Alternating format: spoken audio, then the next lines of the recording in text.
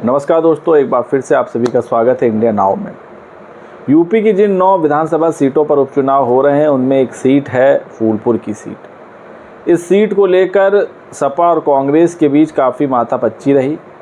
शुरू से कांग्रेस इस पर अपना दावा ठोक रही थी कि फूलपुर की सीट उन्हें दी जाए, लेकिन कुछ दिन पहले कांग्रेस ने यूपी के उपचुनाव से दूरी बना ली और भले ही एक आध सीट पर उनके कैंडिडेट हैं, लेकिन वो सपा के सिंबल पर ही चुनाव लड़ेंगे। तो उपचुनाव अखिलेश यादव की अगुवाई में और उन्हीं की लीडरशिप में लड़ा जा रहा है।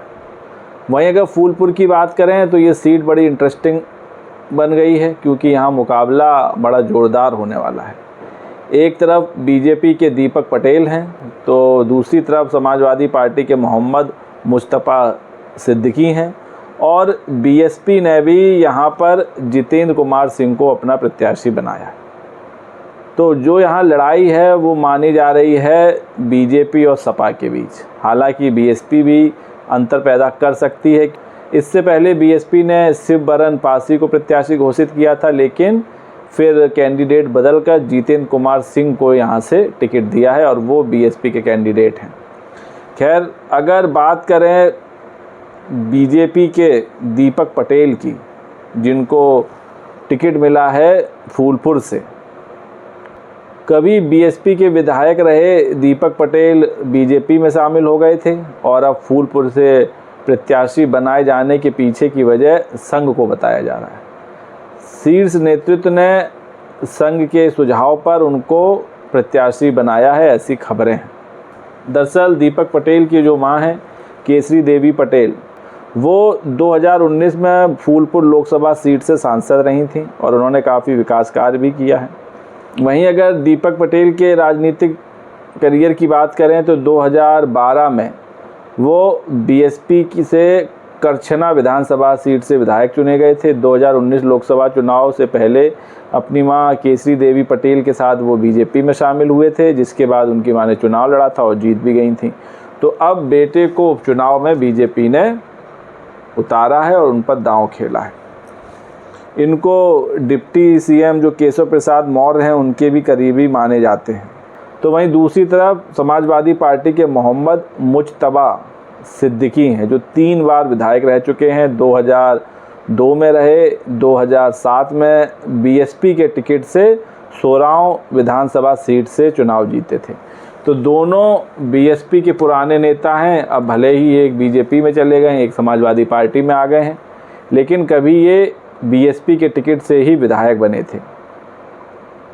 और जो मुस्तफ़ा सिद्दीकी हैं ये तो 2002 और 2007 में बीएसपी के टिकट से ही विधानसभा पहुंचे थे, लेकिन 2012 में इनको हार का सामना करना पड़ा था। इसके बाद 2017 में प्रतापपुर विधानसभा सीट से एक बार फिर बसपा के विधायक निर्वाचित हुए थे।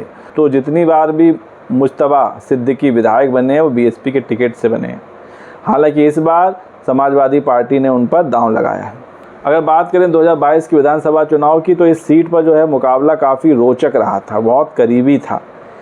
2022 में समाजवादी पार्टी ने फूलपुर से मोहम्मद मुस्तफ़ा सिद्दीकी को प्रत्याशी बनाया था और महज 2500 वोटों से बीजेपी के जो प्रत्याशी हैं प्रवीण पटेल, उन्होंने उनको हराया था। तो जो हार का अंतर था वो सिर्फ 2500 वोट था और यहाँ काफ़ी टफ फाइट हुई थी। इसीलिए एक बार फिर से समाजवादी पार्टी ने मोहम्मद मुस्तफ़ा सिद्दीकी पर दांव लगाया है। दरअसल 2024 के लोकसभा चुनाव में प्रवीण पटेल के सांसद बन जाने से ये सीट खाली हुई थी और अब इस पर उपचुनाव हो रहा है। तो ये तो बात थी सपा और बीएसपी के कैंडिडेट्स की। वहीं अगर बात करें बीएसपी के जो कैंडिडेट हैं, जिनको शिव बरन पासी का टिकट काट कर प्रत्याशी बनाया गया, उनके अगर पॉलिटिकल करियर को आप देखें, एक तरफ समाजवादी पार्टी ने मुस्लिम कैंडिडेट पर दांव लगाया है, बीजेपी ने ओबीसी पर दांव लगाया है, लेकिन बीएसपी ने यहाँ सवर्ण पर दांव लगाया है और जितेंद्र कुमार सिंह को अपना प्रत्याशी बनाया। तो क्या बीएसपी के जो कैंडिडेट हैं जितेंद्र कुमार सिंह, ये सपा और बीजेपी के लिए मुश्किलें खड़ी कर सकते हैं? क्योंकि इस क्षेत्र में इनका भी ठीक ठाक दबदबा है और इनको भी रेस में माना जा रहा है। तो यहाँ जो मुकाबला है वो एक तरफ मुस्लिम कैंडिडेट, एक तरफ सवर्ण और एक तरफ ओबीसी कैंडिडेट। तो हर वर्ग का यहाँ पर प्रत्याशी है, इसके अलावा निर्दलीय प्रत्याशी भी और होंगे। तो कुल मिलाकर यहाँ की जो फाइट है बड़ी टफ होने वाली है। वहीं अगर बात फूलपुर के जाति समीकरण की करें तो यहाँ कुल जो मतदाता हैं वो करीब 4,60,000 के पार हैं। इसके अलावा अनुसूचित जाति के वोटर्स यहाँ सबसे ज़्यादा हैं, जिनकी संख्या या कहें आबादी 75,000 मानी जाती है।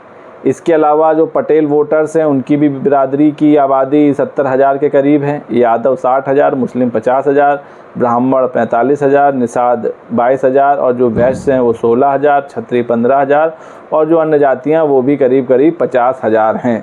तो यहाँ जो मुख्य वोट बैंक है वो है पटेल, अनुसूचित जाति और उसके बाद यादवों की आबादी। तो ये जो 3 जातियों के वोट जिसको मिले वो रेस में आगे निकल जाएगा।